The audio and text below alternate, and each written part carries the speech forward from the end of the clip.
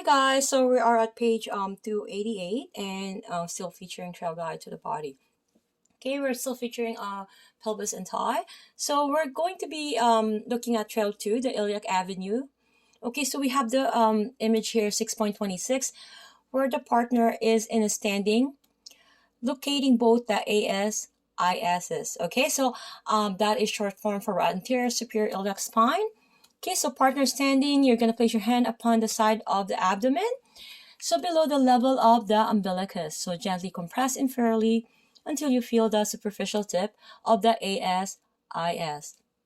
Okay, palpate and observe the distance between the two AS, ISs and their relationship to each other. You're going to ask yourself this question: is the bony tip you feel superficial? Are you inferior to the level of the navel? Or are you superior to the genital region? So this is quite important, right? Are you superior to the genital region? You have to be superior, again, with the proper hand. And this book will indicate how it's properly done. Okay? Looking at the image for 6.27 here. So the therapist is trying to locate the AIIS, which is the anterior inferior iliac spine. Again, the word superior here is up and the word inferior is down, right? So it's inferiorly, superficial. So not superficial, my apologies, that's not the word I'm looking for. It's superiorly and inferiorly, or proximal distal. Okay, so ASI is proximal to AIIS. So AIIS is distal to ASIS. Okay, so we have established that. So the AIIS is located inferior and medial to the ASIS and is the attachment site for the rectus femoris muscles. Okay, again, the rectus femoris, where everybody's trying to work their quads, and their quads in the center, the main of the quads is the rectus femoris, and this is the attachment site, AIIS. Okay, smaller and flatter than the ASIS. The AIIS is deep to the sartorius muscle and inguinal ligament.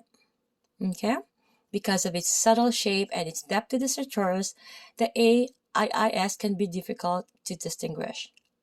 Okay, so we have here again the image, right? Partner supine, therapist trying to access that, right?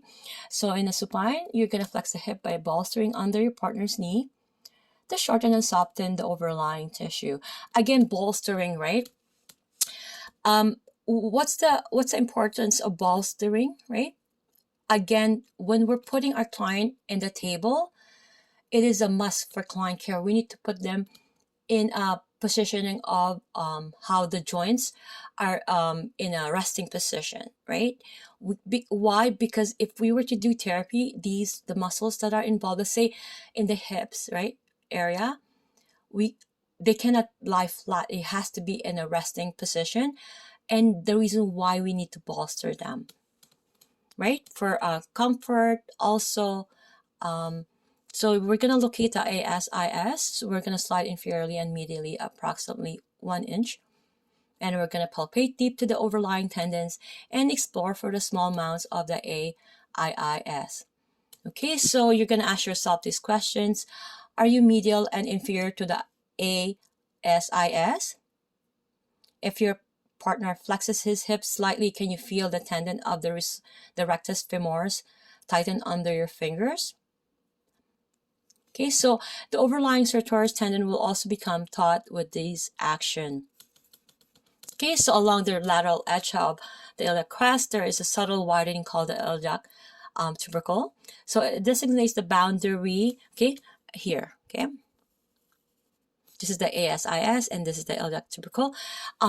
It designates the boundary between the origins of the tensor fasciae latae, the TFL, and gluteus medius muscles. Okay, keep that in mind, okay? So locate the ASIS and slide posteriorly. Posterior is going at the back, right?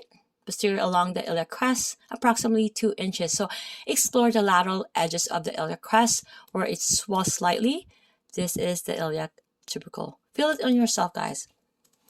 Okay, so let's learn together. So we're going to proceed to page 289. Okay.